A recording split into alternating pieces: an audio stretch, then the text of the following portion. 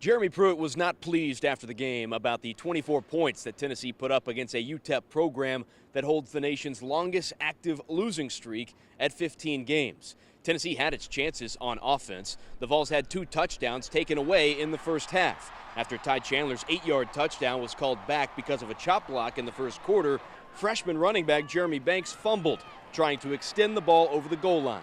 Yeah, I'd say the only time to do that is when it's fourth down. I mean, it's like I told him, you know, if he don't fumble the football, then the ball is going to be on the 1 foot line, okay? And we got 2 more downs that we could give it to him. Chandler would eventually get his trip to the end zone after needing 15 plays to go 60 yards for a field goal on the second drive of the game. Chandler sprinted 81 yards in 12 seconds on the opening play in the third quarter, giving Tennessee a 17-0 lead. I had to kick it in another gear, man. I was like, every time I get the ball, man, I'm going to get my all.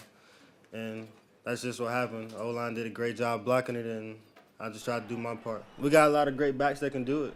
Tim, Madre, they all can do it. I mean, I like it. Whoever's going to eat that day is going to eat. The sophomore's touchdown run was the longest for Tennessee since LaMarcus Coker's 87-yard score in 2006. It felt like it took that long for Juwan Jennings to find his way back into the spotlight. Jennings had to wait 22 months between touchdowns, his last coming in 2016, but the wideout ended the drought in the fourth quarter. From playing on a Saturday, I think Juwan's back. I think when you talk about the preparation in fall camp, he wasn't back. He likes to compete, so I think the more he gets to practice and kind of builds up, he's doing more and more each week, so he's getting closer to being able to play kind of all the time. The touchdown pass marked just the second for Jared Garantano this season, the quarterback managing the offense, completing 75% of his passes for 168 yards. I've seen Jared make great strides. He's playing with a lot of confidence right now, really putting together drives and just being a great leader. It's contagious because you know he can always be a guy that we can kind of lean on,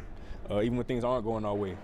Tennessee giving up 134 yards to UTEP, the fewest allowed by a Vols defense since 2009. That shutout, also the first since 2016. Darren Kirkland Jr., he told me after the game, as a defender, it always feels good to get that goose egg, but at the same time, this team knows that a win against UTEP won't mean much when the Florida Gators come to town on Saturday night. As Pruitt said, the real season starts now.